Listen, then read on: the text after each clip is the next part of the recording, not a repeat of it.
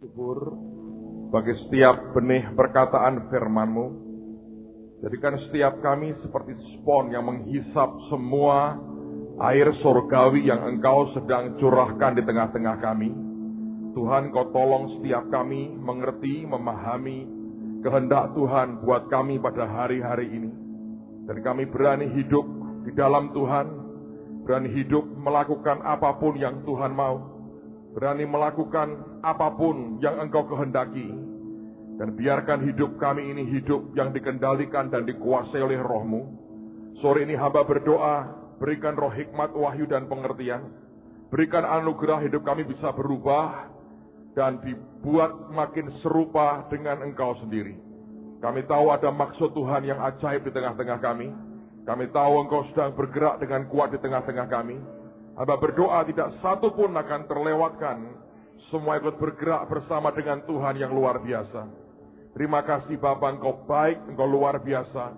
Biar nama Yesus Tuhan kami dipermuliakan pada petang hari ini. Dan setiap kami boleh meninggikan nama-Mu. Terima kasih Tuhan, terima kasih Engkau baik, Engkau luar biasa. Segala kemuliaan hanya bagi-Mu. Berkati umat-Mu di dalam nama Tuhan Yesus. Yang diberkati berkata, amin. Berikan kemuliaan bagi Tuhan kita.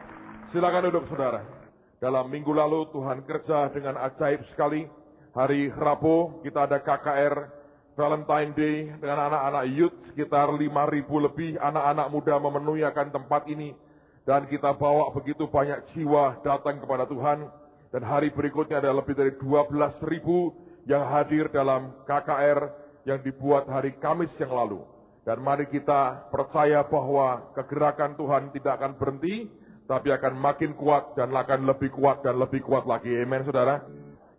Kita baru nginjek 1,5 bulan di tahun 2007 ini. Tapi Anda bisa lihat akan jumlah orang-orang yang dibawa ke Tuhan itu ajaib sekali. Saya hanya mau menekankan lagi, ini sungguh bagian dari kegerakan Tuhan, ini impian dari semua gereja. Kalau orang berkata ini bukan Tuhan, saya tidak tahu lagi dari mana kita bisa bicara. Tapi bukankah ini impian dari semua kita orang-orang percaya, melihat akan tuaian katanya beribu-ribu laksa, mari percaya bahwa ini sedang terjadi dan sudah dimulai oleh Tuhan kita. Saya berdoa dan nangkap ini dengan baik, dan semakin hari kelak akan semakin banyak dibutuhkan anak-anak Tuhan, hamba-hamba Tuhan, yang siap, yang dilengkapi, yang berani berkorban, berani bertindak, dan jadi berkat bagi banyak orang.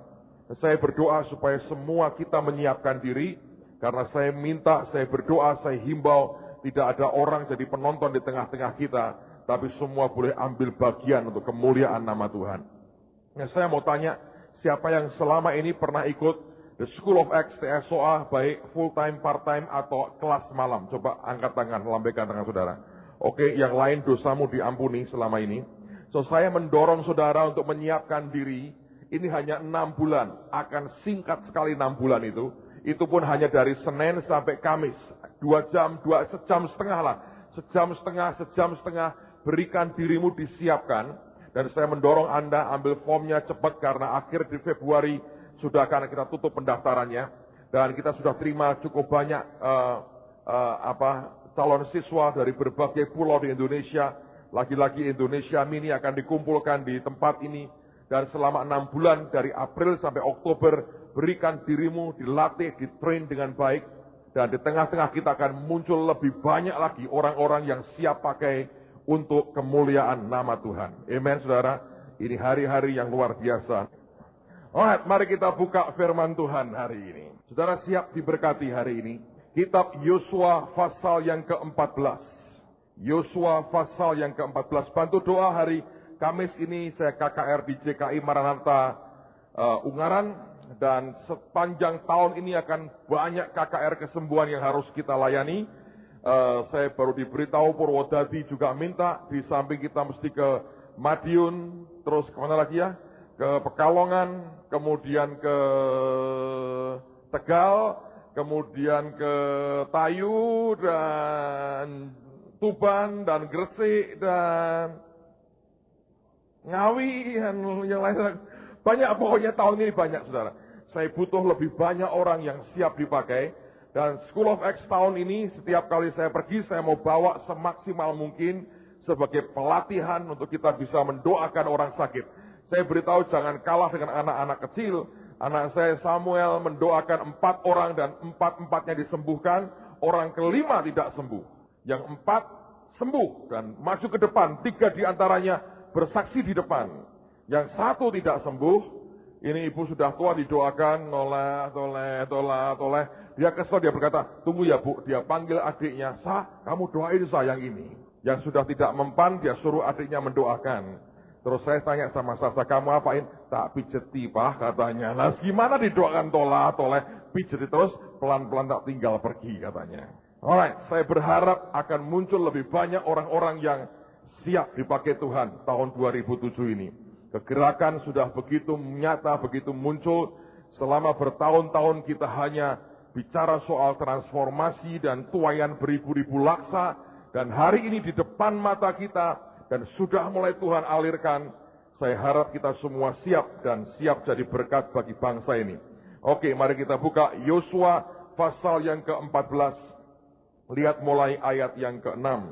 Judulnya Kaleb mendapat Hebron. Bani Yehuda datang menghadap Yosua di Gilgal. Pada waktu itu berkatalah Kaleb bin Yefune orang Kenas itu kepadanya, engkau tahu firman yang diucapkan Tuhan kepada Musa abdi Allah itu tentang aku dan tentang engkau di Kadesh Barnea. Aku berumur 40 tahun ketika aku disuruh Musa hamba Tuhan itu dari Kadesh Barnea untuk mengintai negeri ini. Dan aku pulang membawa kabar kepadanya yang sejujur-jujurnya. Sedang saudara-saudaraku yang bersama-sama pergi ke sana dengan aku, membuat tawar hati bangsa itu, aku tetap mengikuti Tuhan Allahku dengan sepenuh hati. Pada waktu itu Musa bersumpah katanya, sesungguhnya tanah yang diinjak oleh kakimu itu akan menjadi milik pusakamu dan anak-anakmu sampai selama-lamanya, sebab engkau tetap mengikuti Tuhan Allahku dengan sepenuh hati. Jadi sekarang sesungguhnya Tuhan telah memelihara hidupku seperti yang dijanjikannya. Kini sudah 45 tahun lamanya sejak diucapkan Tuhan firman itu kepada Musa. Dan selama itu orang Israel mengembara di padang gurun. Jadi sekarang telah berumur 85 tahun aku hari ini. Pada waktu ini aku masih sama kuat seperti pada waktu aku disuruh Musa. Seperti kekuatanku pada waktu itu, demikianlah kekuatanku sekarang untuk berperang dan untuk keluar masuk. Oleh sebab itu berikanlah kepadaku pegunungan yang dijanjikan Tuhan pada waktu itu. Sebab engkau sendiri mendengar pada waktu itu bahwa di sana ada orang enak dengan kota-kota yang besar dan berkubu. Mungkin Tuhan menyertai aku sehingga aku menghalau mereka seperti yang difirmankan Tuhan. Lalu Yosua memberkati Kaleb bin Yefune dan diberikannya Hebron kepadanya menjadi milik pusakanya. Itulah sebabnya Hebron menjadi milik pusaka Kaleb bin Yefune orang Kenas itu sampai sekarang ini, karena ia tetap mengikuti Tuhan Allah Israel dengan sepenuh hati. Nama Hebron dahulu ialah Kiryat Arba. Arba ialah orang yang paling besar di antara orang enak, dan amanlah negeri itu berhenti berperang. Nah, saudara sekalian, Alkitab mengatakan perikop ini diberi judul Kaleb mendapat Hebron. Nama Hebron itu sudah ajaib sekali. Nama Hebron artinya the seat of association. Seat S-E-A-T tempat duduk, association itu partner, rekan sekerja. The seat of association merupakan kursi dari si pekerja atau teman sekerja. Orang, sebetulnya orang Kristen itu ada 2 macam. Ada orang yang bekerja untuk Tuhan, tapi juga ada orang yang bekerja bersama dengan Tuhan. Sebagian besar orang Kristen bekerja untuk Tuhan, tapi ada orang-orang yang oleh karena pencapaian kerohaniannya, dia bekerja bersama dengan Tuhan. Paulus berkata bahwa kita ini rekan sekerja Allah.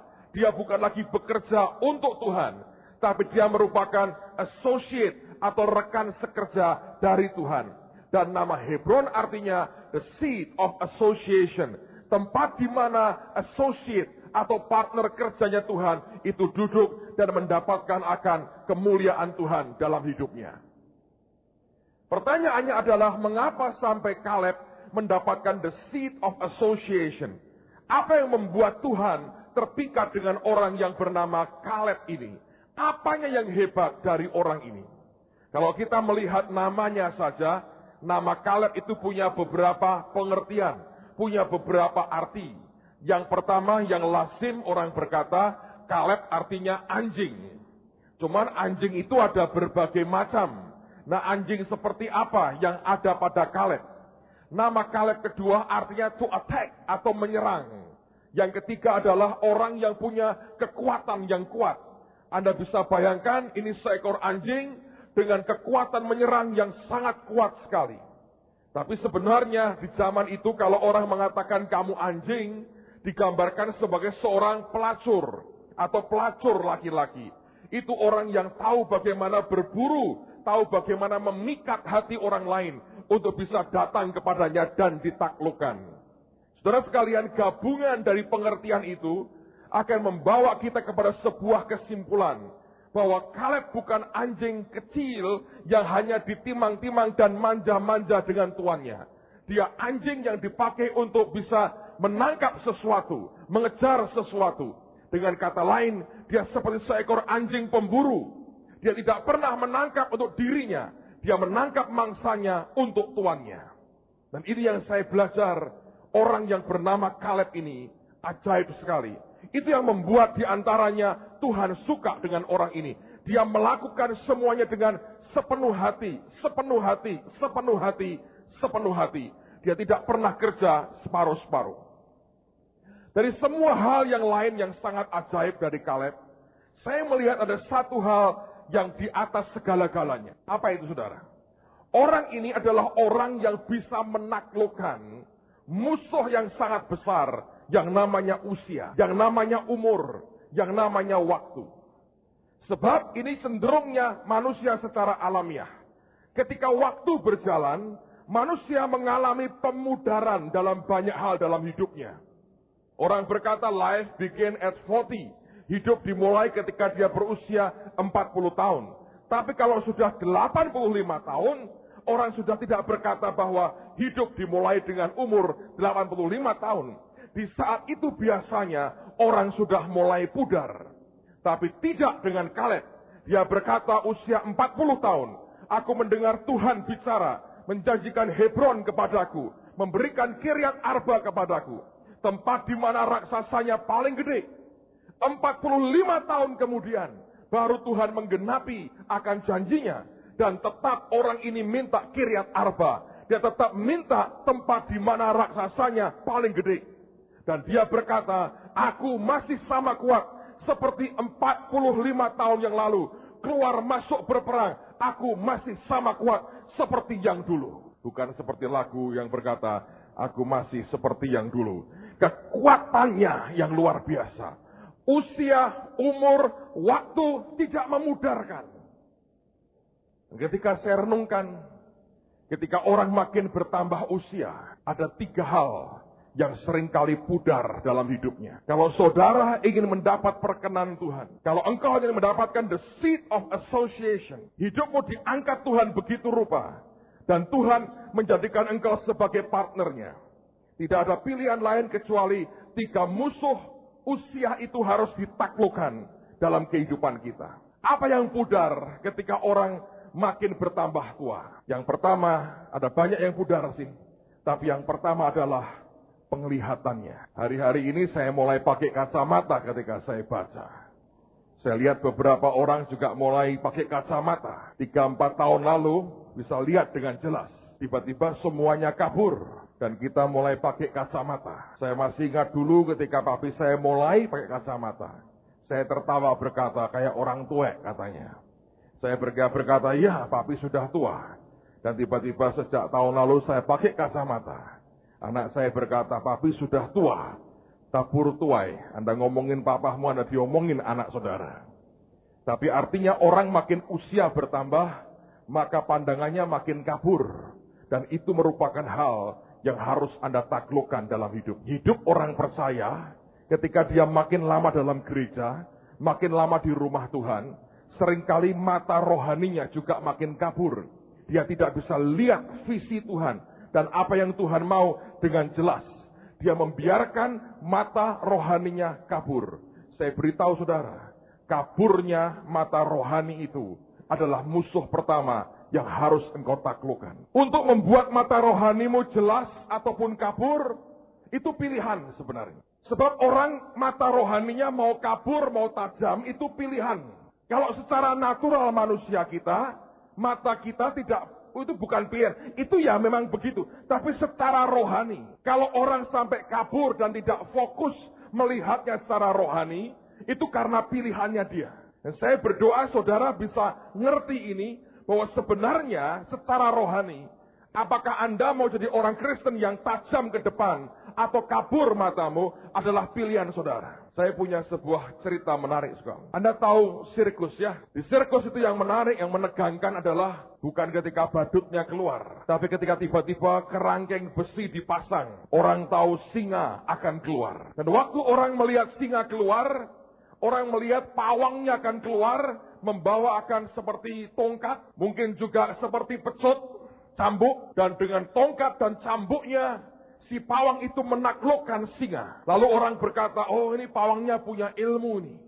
Dia membakar kemenyan sehingga singanya takluk kepadanya.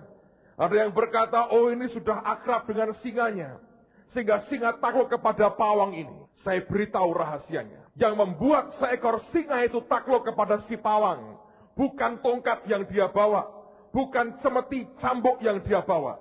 Kalau Anda perhatikan dengan jeli, si pawang itu bukan hanya membawa tongkat atau cambuk, tapi dia membawa dingklik. Tahu dingklik, saudara? Ini dingklik. Inilah yang membuat seekor singa takluk. Kok bisa, Pak? Dingklik ini punya 4 kaki. Okay? Ketika singa bertemu dengan barang dengan 4 kaki seperti ini, itu membuat fokusnya hilang, distrak, terganggu, kacau. Singa hebat seperti apapun yang bisa menelan mangsa, kalah cuma dengan dingklik. Di dalammu ada roh singa Yehuda. Anda bisa mengaum, menggetarkan kota ini, asal Anda tidak melihat dingklik, saudara. Saya harap nanti di kamar masing-masing cari dingklik, gantung di atas, supaya mengingatkan saudara bahwa singa Yehuda nyerah karena dingklik. Tapi ini kenyataan orang Kristen. Hidupnya tidak pernah memutuskan untuk fokus. Dia biarkan hal-hal lain yang nonsens, yang tidak masuk akal, yang tidak membangun, itu masuk dalam hidupnya. Saya ketemu satu orang, usahanya berat sekali. Seharusnya dia bisa berbuat sesuatu yang ajaib. Lalu baru-baru ini saya ketemu dengan pendetanya. Dan pendetanya berkata kepada saya, jemaatku itu gawat loh. Kenapa? Hobinya ngerasani aku. Oh ya? Saya nggak habis pikir tuh. Usahanya saja nggak diberkati kuat, masih sempat ngerasani pendetanya, dingklik. Makanya lemes. Saudara pikir dengan itu Anda lebih kuat. Itu pendetanya, itu tudungnya. Anda rasani, Anda sedang kesampingkan. Anda tidak dalam tudungnya lagi. Bodoh, saudara. Percuma Anda tidak akan pernah bisa minta, Pak doakan saya. Anda tidak punya kepercayaan lagi. Saya geleng-geleng, saya bilang, loh saya tahu itu kan susah hidupnya. Itu kan utangnya banyak. Iya, kok masih sempet ngerasani kamu? Iya, dingklik. Nantilah, kalau uangmu sudah 3 triliun, saudara, cash, bolehlah dicoba. Tapi sebelum itu kalau Anda masih goyang, kena dingklik, bagaimana orang bisa begitu? Apa yang dia mau banggakan? Kalau Anda bisa ngomongin orang di belakang, artinya Anda berkata bahwa gua lebih baik dong. Tapi apakah itu membuat hidupmu diberkati? Enggak juga kan? Kena dingklik kan, saudara? Tetangganya beli TV baru, ribut, ngerasani, sakit hati. Kenapa? TV-ku hitam putih, Pak. Berbahagialah, ini teknologi pertama kan begitu. Gak usah ribut lah. Orang lain diberkati malah ribut. Ngapain itu dingklik? Semua yang membuat kita kehilangan fokus dari melihat apa yang Tuhan mau tunjukkan dan berikan buat kita, itu akan membuat mata kita pudar. Dan waktu mata rohanimu pudar, Anda tidak bisa melihat apa yang Tuhan mau. Dan seringkali hal-hal sepele, singa yang begitu kuat, kalah sama dingklik. Nyakitinlah, saudara. Itu yang terjadi dalam hidup orang percaya. Seringkali ada banyak hal yang Tuhan mau tunjukkan dalam hidupnya. Tapi kita membiarkan diri kita didistrak, dikacaukan oleh banyak hal. Rugi, saudara. Kalau engkau tidak bisa lihat apa yang Tuhan tunjukkan. Tanggal 1 Januari, malam hari jam 7-an.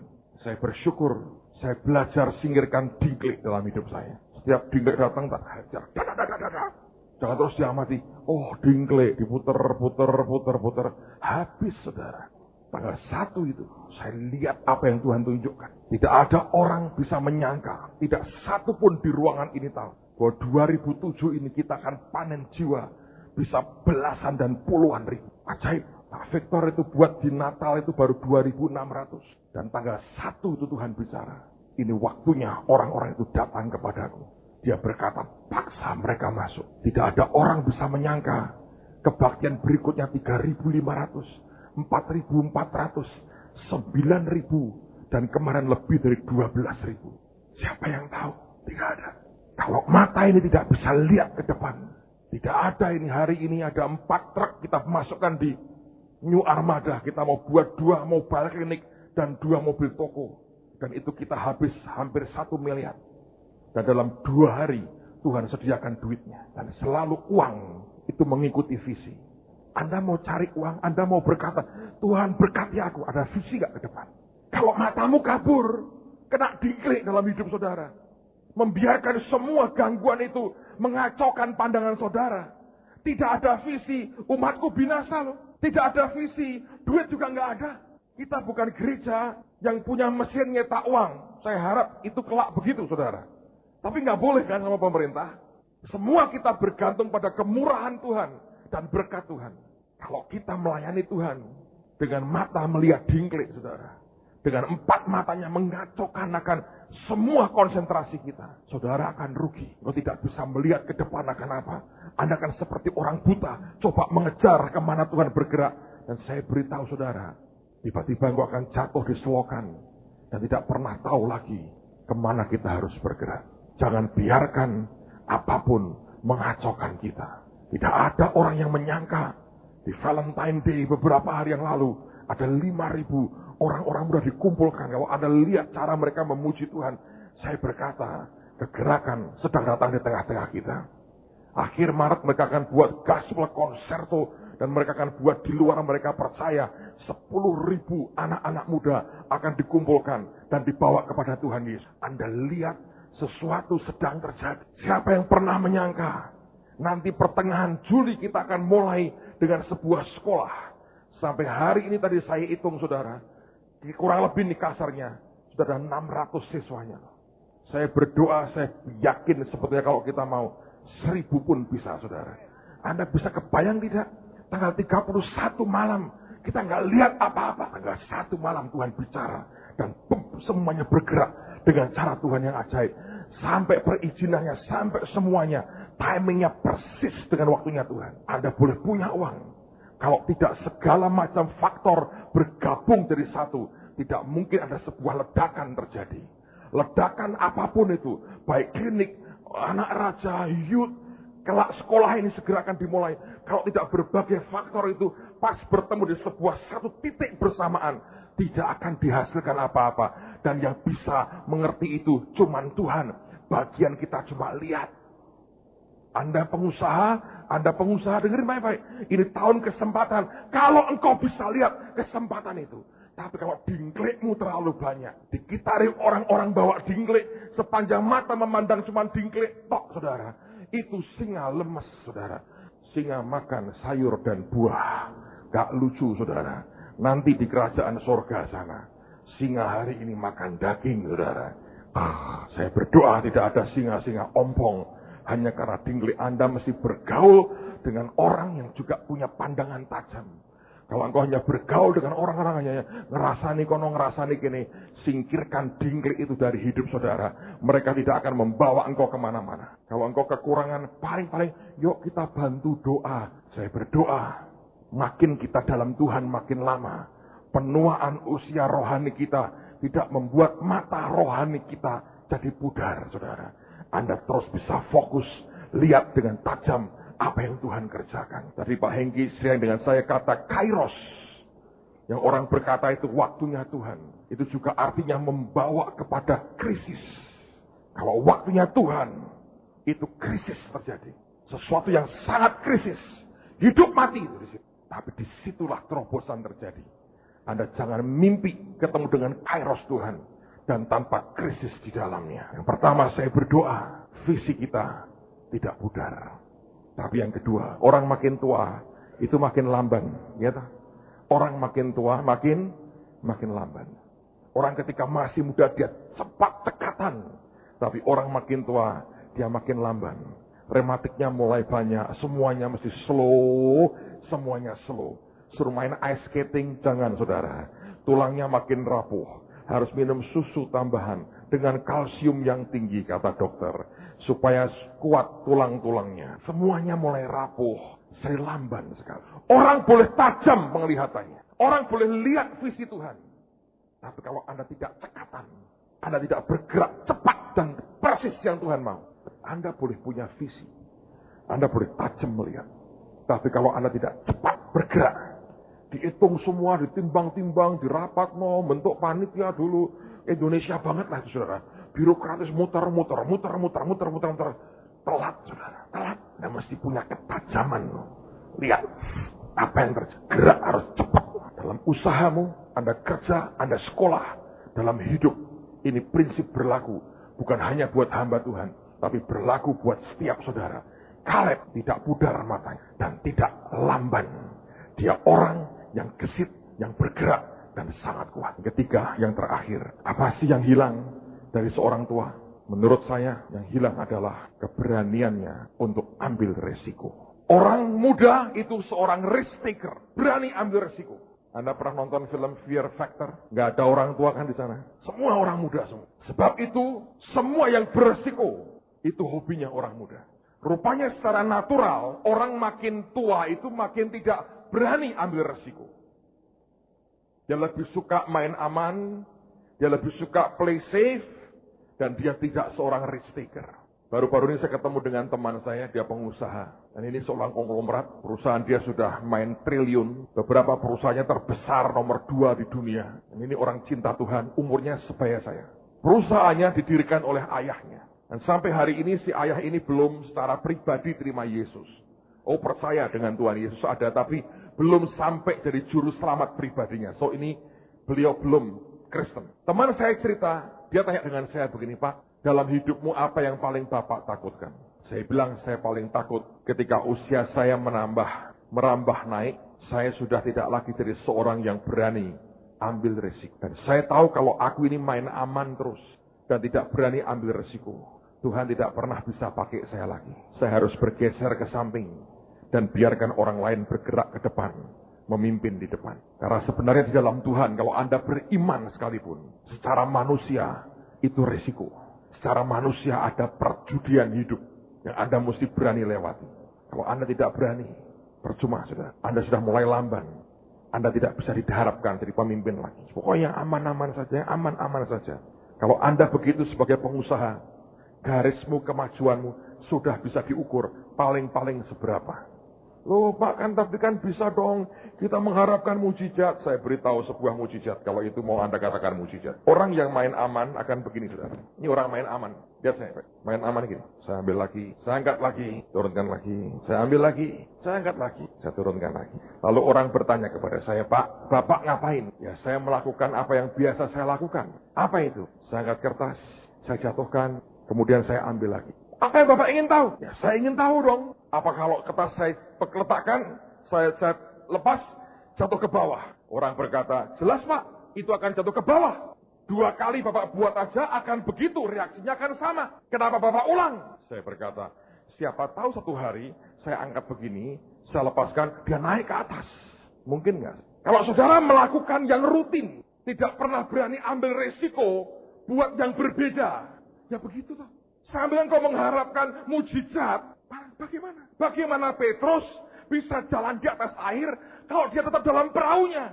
Oh ya bisa, kalau Tuhan kan bisa semua. Ya mungkin sampai bodoh kucing, kata orang Semarang. Nggak akan terjadi apa-apa toh. Dan orang makin tua, cenderungnya makin pleasif. Dan saya ngomong dengan teman saya, yang saya paling takutkan, kalau usia saya makin bertambah, saya orang yang main aman. Dan dia berkata itu betul Pak. Terus dia cerita papahnya sendiri. Nah, saya tidak berkata bahwa saya mengatakan Anda boleh berjudi loh. Tolong jangan salah mengerti. Saya heran dengan orang Semarang ini. Dengar sedikit, dipelintir-pelintir di luar, jadinya lain. Saya bilang kita gereja mau provide semua yang terburuk kita mau siapin.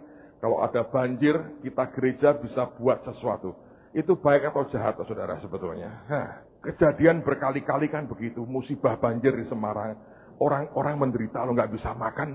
Anak-anak kita bawa ember plastik yang gede. Isinya nasi bungkus itu masuk ke tanah mas. Itu warga teriak-teriak minta makan loh. Kejadian berkali-kali kita ngalami seperti itu. Dulu waktu tanggulnya jebol, itu sampai naik ke atap itu. Jemaat sampai teriak-teriak naik ke atap, berkali-kali terjadi. Apa sih salahnya kita buat preventif? Dan kita kerja beneran, saudara. Anda boleh cemooh, it's fine, it's your own opinion. Tapi satpam kita di-train, dilatih loh. Itu bukan orang-orang yang cuma bisa hormat sambil pentelang-pentelang. Itu mereka dilatih tuh, saudara, kayak tentara.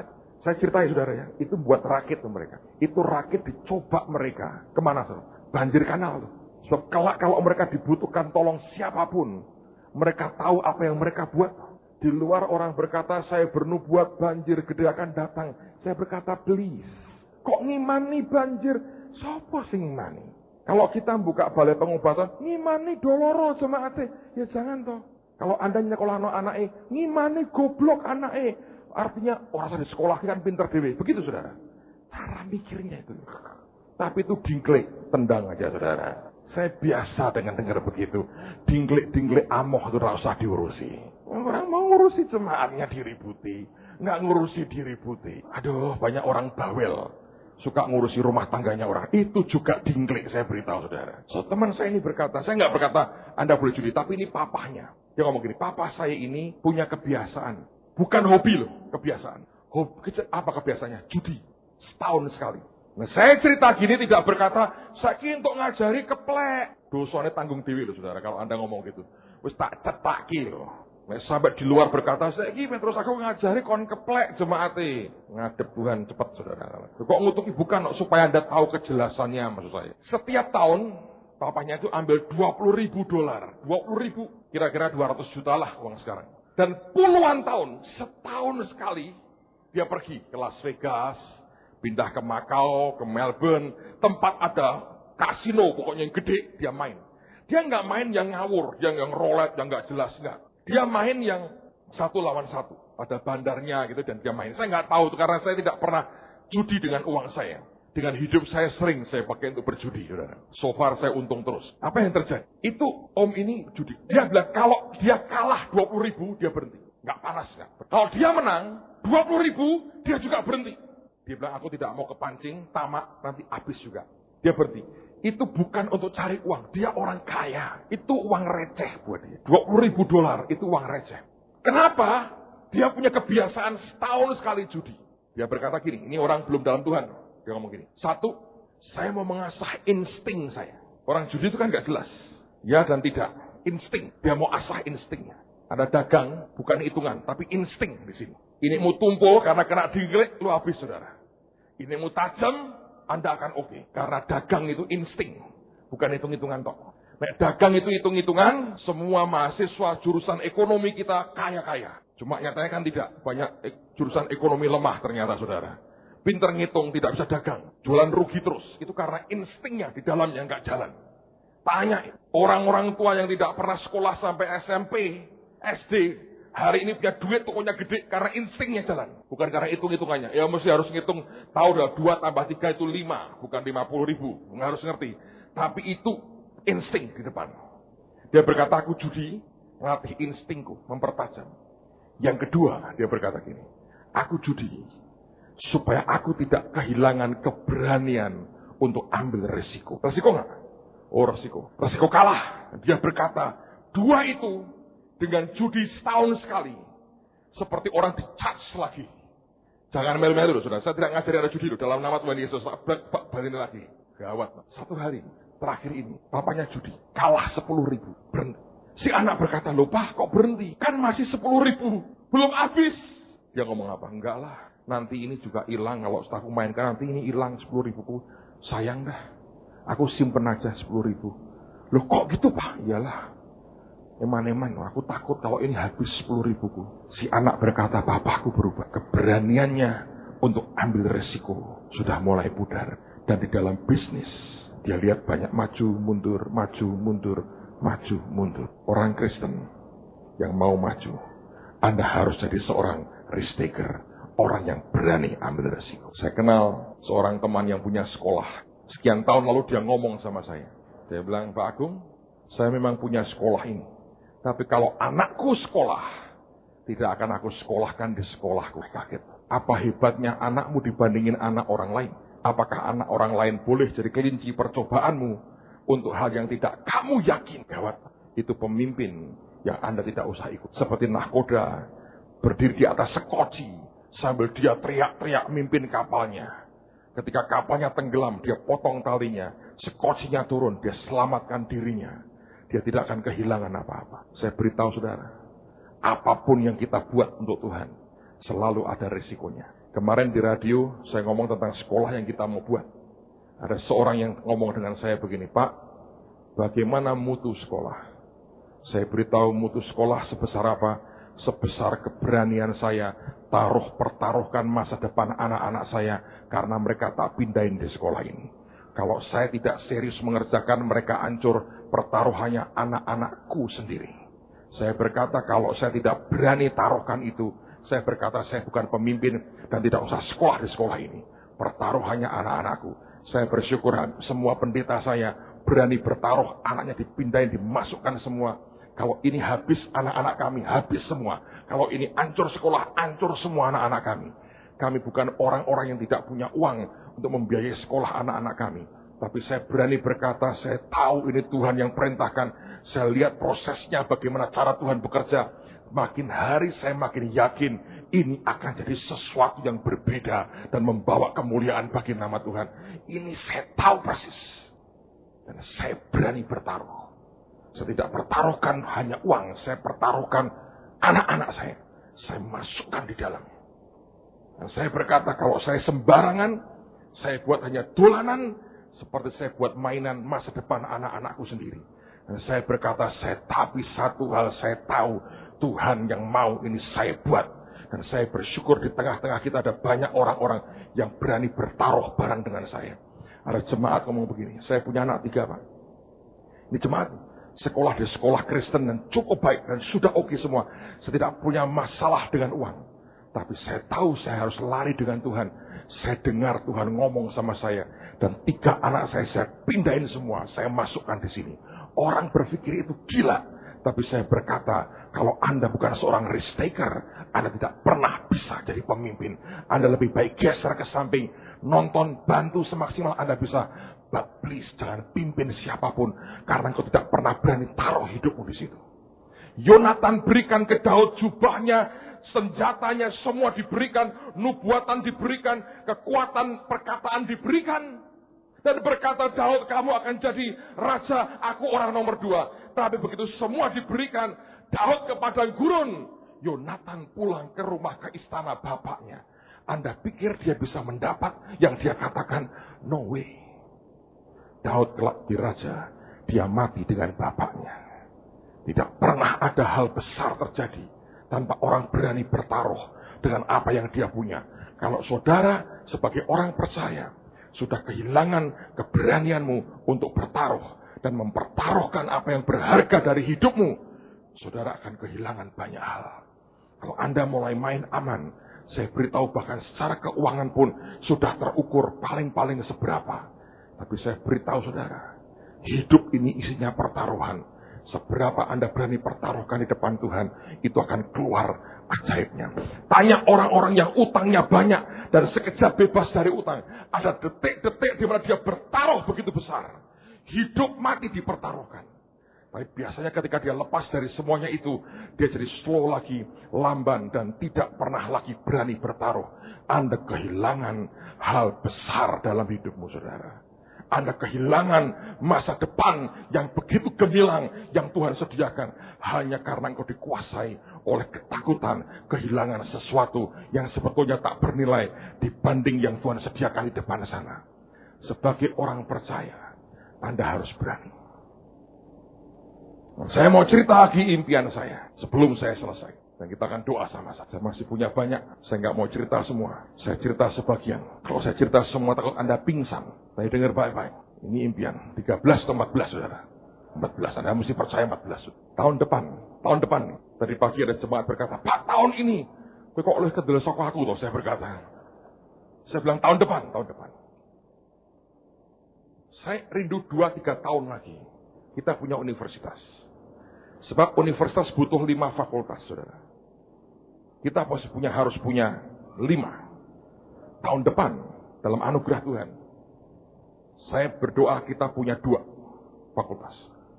Yang pertama, kalau orang luar berkata ini fakultas teologi, kita nggak mau yang teori-teori, saudara. Saya lagi panggil teman baik kami, dia S2, dia master di bidang teologi. Saya mau minta dia yang atur ini. Saya mau ambil kurikulumnya. Saya mau buang semua yang nonsen-nonsen. Bahasa Ibrani, Yunani, segala macam. Surat perlu itu. Karena Anda tinggal buka di program komputer, klik-klik keluar semua itu. Mau tahu pengertian apa, keluar semua. Jadi nggak usah diajari itu. Pokoknya kecuali Anda mau pindah ke Athena, silahkan belajar bahasa Yunani. Kalau tidak, sudah. Ke Israel, Pak, banyak tour guide bisa ngomong bahasa Indonesia. Tenang saja. Tidak perlu ngomong Hebrew dan Greek, saudara. Itu buka di komputer. Saya tidak pernah sekolah teologi, Yoiso khotbah kok, saudara. Artinya ada banyak yang tidak perlu diajarkan. Orang bisa belajar sendiri. Tapi di dalamnya saya mau isi dengan hal praktis.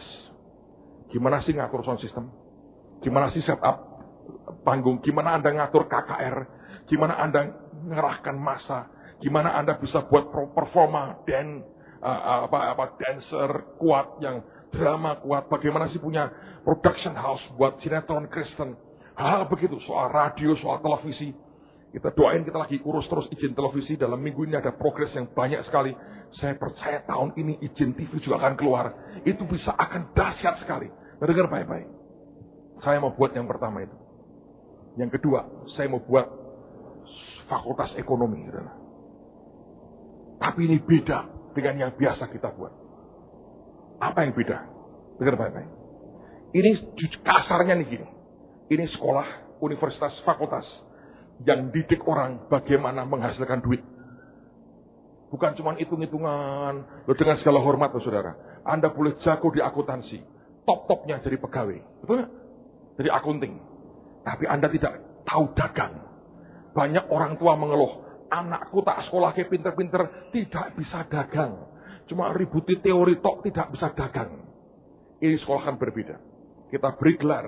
Kita serius nih, kita beri gelar. Tapi isinya yang ngajar. Bukan orang berteori. Saya carikan orang-orang yang konglomerat, CEO yang top, tukang jualan yang ganas dan hebat, sales yang ajaib, orang-orang yang tahu bagaimana menghasilkan duit. Anda akan diajari main saham dengan bagus. Anda make money setiap hari. Temanya richer and richer. Makin kaya dan kian lama kian kaya dan tambah kaya. Banyak begitu terang-terangan aja. Ini king and priest, saudara. Ya, loh, banyak orang ngasih teori toh. Cuma teori.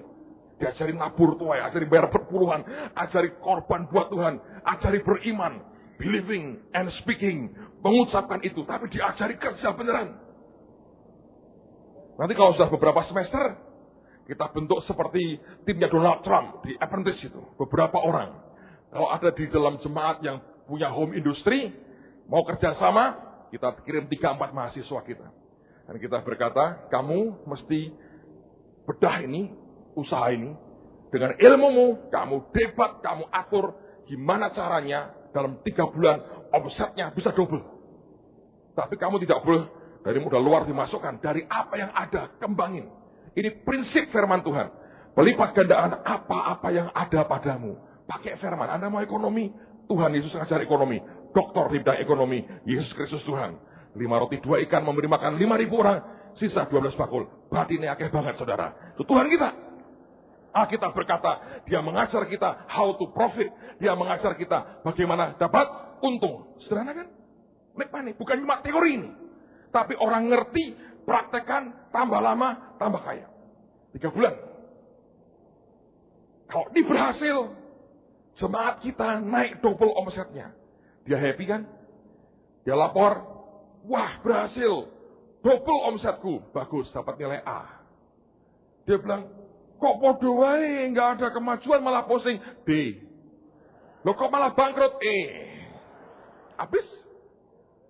Praktis saja.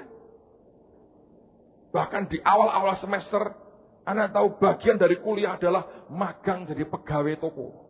Pegawai restoran. Anda punya restoran, mau mahasiswa kerja gratis buat saudara 3 bulan, daftar kami. Dia mesti belajar, mental mesti kuat, ngerti, ketemu konsumen, senyum yang manis, jangan tengik kalau ngomong, itu menghasilkan duit saudara. Ngerti? Kita mau didik anak-anak kita. Yang rohani mesti jadi kuat, mesti jadi luar biasa, ngerti banyak hal, bukan cuman ongkang-ongkang dan tidak tahu apa-apa. Tapi yang masuk di bagian ekonomi, dia orang yang jadi king, yang tahu bagaimana dapat jen, dapat duit saudara, dapat fulus, ngerti, dapat duit. Saudara, tantangannya saya bilang. Banyak orang hari ini, jiwa entrepreneurship-nya nggak ada. Anda bilang, Pak, Anda kan pendeta, kenapa ngurusi begitu? Saya bangun kerajaan surga loh. Saya bangun kerajaan surga. Anda pikir kerajaan surga, haleluya, haleluya, haleluya. No way, man. Ini bagian dari kerajaan surga. Kita membangun kerajaan surga di tengah-tengah kita. Di Jakarta ada sekolah kayak begituan. Tahu Anda mau masuk berapa? 40 juta. Saya bilang, itu orang harus diajari menghasilkan duit. Sudah diperes 40 juta dulu. Nanti keluar utangnya sudah banyak, saudara. Itu ilmu percuma buat bayari utang. Bagaimana kalau kita bisa punya pendidikan begitu, yang tetap murah, diajari oleh orang-orang Kristen yang berdedikasi, tidak cari uang. Dan itu kelas modalnya kecil. Cuman ruangan kecil, ngajari. Tapi yang ngajar punya kualitas, punya pengalaman, ngerti bagaimana menghasilkan duit. Di akhir pelajaran, mau kuliah, buat proposal, mau buat bisnis apa. Kalau disetujui, kasih modal, lu kerjain. Begitu berkembang jadi, baru boleh lulus. Kalau bangkrut, sekolah lagi katanya. Karena engkau tidak bisa menghasilkan duit. Bisa nggak saudara buat begitu? Bisa, kenapa tidak? Why not? Saudara, saya maaf loh saudara. Anda belajar ilmu ekonomi. Keluar, tahu dagang nggak? Nggak tahu. Orang tanya pusing, saya ajari. Sampai MBA loh. Orang ngerti apa-apa. Kulaan rugi dihapusi uang terus. Jalat kayak begini katanya. Orang tua pusing. Nggak ada naluri dagangnya sama sekali. Itu harus diasah. Sama siapa? Orang yang juga pedagang. Kalau berteori tentang dagang, dia tidak pernah menghasilkan apa-apa. Saya punya impian. Saya tambahi akademi bahasa, komputer, sekolah guru, apapun tak tambahi. 3 lagi, 5, 2 tahun lagi punya fakultas. Dari hulu sampai hilir. Dari pabrik grup sampai jadi menghasilkan uang dan jiwa-jiwa. Semua Tuhan sediakan. Kita membangun kerajaan surga, saudara. Bayangin. Kingdom of God. Saya memang pendeta aneh kok, saudara. Saya memang pendeta aneh. Tapi saya bilang, bisa dalam nama Yesus. Kira-kira sudah 600 tuh yang bakal jadi siswa sekolah terang bangsa. Orang bilang, gila ini, baru sebulan setengah loh. 600 saudara. Saya berdoa kita bisa tembus angka 1000. Kita buka dengan 1000 murid. Nah itu saya tertawa dan tidur dengan agak senyum. Saya bilang dengan 1000 murid. Why not saudara? Mutunya Pak, saya pertaruhkan anak saya. Kalau hancur, saya orang pertama yang akan hancur dengan saudara. Para pendeta ini buat yang sama. Kalau hancur, mereka hancur dengan saudara. Dan saya tidak akan biarkan itu hancur. Tidak ada orang tua yang kepingin anaknya hancur, saudara. Masalahnya apakah Anda punya keyakinan di sini bahwa ini Tuhan atau tidak? Masalahnya Anda orang yang punya nyali untuk ambil risiko atau Anda mau main amannya. It's up to you. Tapi dalam hidup kita, 3 hal ini, kalau Anda bisa atasi, Anda akan keluar sebagai pemenang. Kita masih buka formulir pendaftaran. Saya bilang cepat, mulai orang luar sudah mulai mendaftarkan. Anaknya dalam 2 hari ini sudah 200 orang yang ambil formulir dan mau dikembalikan. Saya beritahu saudara ini waktu yang ajaib. Yang belum sekolah TSO-an, ambil dan bertobat malam ini, ambil formulirnya, dididik dengan baik. Bayangin kalau orang tuanya dididik dalam kerohanian, anaknya dididik, saya beritahu, dalam sekian waktu ke depan akan muncul tentara Tuhan yang luar biasa. Itu puluhan ribu di depan kita, sudah Tuhan berikan. Dengerin, saya nggak bicara impian, saya tidak hanya ngobrol perkataan, tuayan berlaksa-laksa. Minggu ini 5.000 dan 12.000 lebih, 17.000 dibawa ke Tuhan. Kalau Anda lihat klipnya itu, sebagian besar mereka bukan orang percaya. Waktu Rebo itu orang-orang pang, orang-orang yang dari dandanannya Anda tahu itu bukan kebiasaan kita, dibawa ke Tuhan. Tantang siapa terima Tuhan, semua angkat tangan dan memberikan hidupnya kepada Yesus. Ini zaman sudah berbeda dengan yang Anda pikirkan. Jangan pernah hidupmu dikuasai oleh dingklik. Saya minta Anda nanti pulang, pergi ke toko, beli dingklik semua satu persatu, gantungkan di atas kamar Anda, berkata, hidupku tidak boleh dikuasai oleh dingklik. Aku harus ada di atas dingklik. Saya mau injak takut pecah. Dalam nama Tuhan Yesus, dingklik, kau tunduk di bawah kakiku. Amen, saudara. Mari berdiri sama-sama. Haleluya. Tiada yang mustahil bila percaya Tuhan. Nyanyi dengan iman, percaya bahwa Tuhan akan buat yang besar di tengah-tengah kita. Tiada yang mustahil bila percaya Tuhan. Tiada yang mustahil bersandar firman Tuhan. Dengarlah suaranya memanggil. Tiada yang mustahil bagimu. Bersandarlah pada firman Tuhan. Segala hal menjadi mungkin di dalam Tuhan. Tiada yang mustahil bila percaya Tuhan. Tiada yang mustahil bersandar firman Tuhan. Dengarlah suara yang memanggil. Tiada yang mustahil bagimu. Bersandarlah pada firman Tuhan. Segala hal menjadi mungkin di dalam Tuhan. Dari pagi, begitu saya ngomong tentang ke depan kita mau apa. Satu orang S3 nih, doktor berkata, saya ambil bagian. Satu lagi, sebentar lagi doktor lagi ambil teknik buat disertasi. Dia berkata, saya tulis tentang entrepreneurship, Pak. Saya akan segera S3. Saya mau berikan hidup saya juga ngajar di situ. Wow, saya berkata, baguslah pendaftar pertama doktor dua-duanya, saudara. Saya sih doktor Anda sebenarnya. Beda, saudara. Saya beritahu, ada satu semangat berkata, Pak, kalau Bapak buat sekarang akan baik, tapi kalau tidak, nggak apa-apa lah. Tahun ini anakku tak kuliahin di mana aja nggak apa-apa. Tahun depan tak cabutin keluar, masukin. Saya bermimpi bisa sekolahkan anak saya seperti ini. Anda tahu anaknya bermimpi apa? Punya sebuah pabrik entah apa terbesar di seluruh dunia. Boleh nggak mimpi itu? Oh boleh. Barak tadi Pak, ya nomor 2 nggak apa-apa toh. Nomor 2 di dunia oke toh. Nomor 10 di dunia oke, daripada Anda berkata punya pabrik gede sa-RT. Saya berkata no way man. Kalau dia punya impian seperti itu, why not? Kenapa tidak? Dengan Tuhan, all things are possible. Tidak ada yang mustahil bagi orang yang percaya, amen. Yes, Lord. Thank you, Lord. Nyanyi dengan iman.